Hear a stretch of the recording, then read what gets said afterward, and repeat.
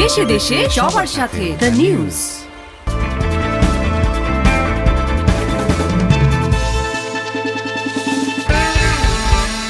প্রিয় দর্শক, সবাইকে স্বাগত আজকের দ্য নিউজে। সঙ্গে আছি আমি শেখ সাদি। শুরুতে জানিয়ে দিচ্ছি সংবাদ শিরোনাম।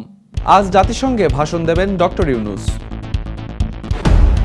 বিচ্যুতি হলে অন্তর্বর্তীকালীন সরকারের সর্বনাশ হবে বললেন জামাত আমির। ঢাকাসহ 12 সিটি ও 323 পৌর কাউন্সিলরদের অপসারণ। এতক্ষণ শুনছিলেন সংবাদ শিরোনাম, এবারে বিস্তারিত।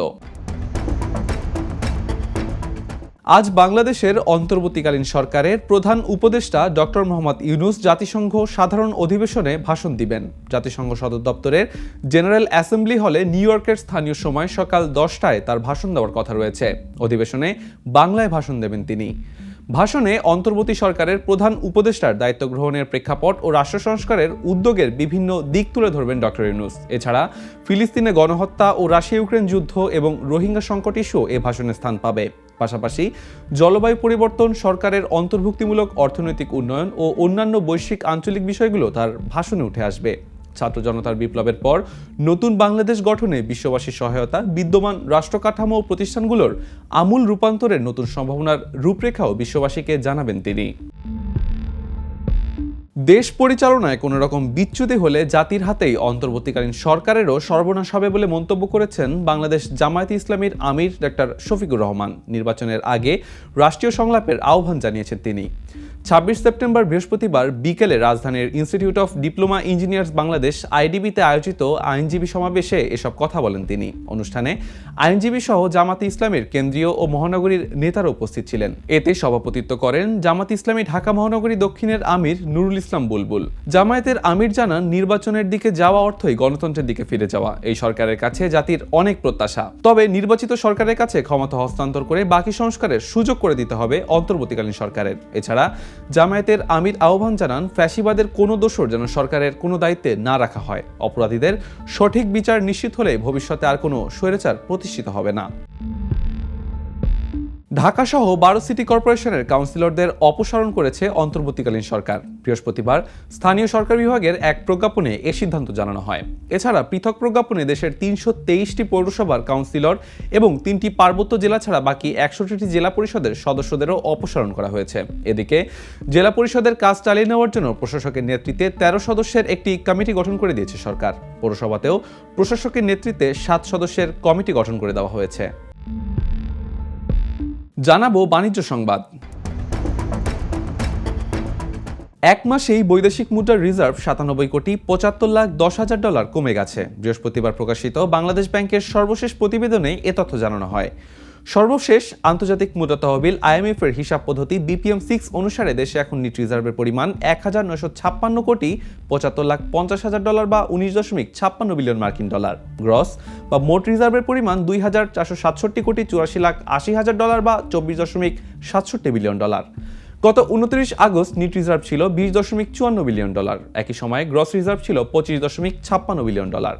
দেশে চলমান সংকট কাটাতে রিজার্ভ থেকে ডলার বিক্রি না করার ঘোষণা দিয়েছিল বাংলাদেশ ব্যাংক। তবে চাহিদা ঠিক রাখতে প্রতিশ্রুতি উপেক্ষা করেও চলতি সেপ্টেম্বরে রিজার্ভ থেকে কিছু ডলার বিক্রি করতে হয়েছে বাংলাদেশ ব্যাংকে।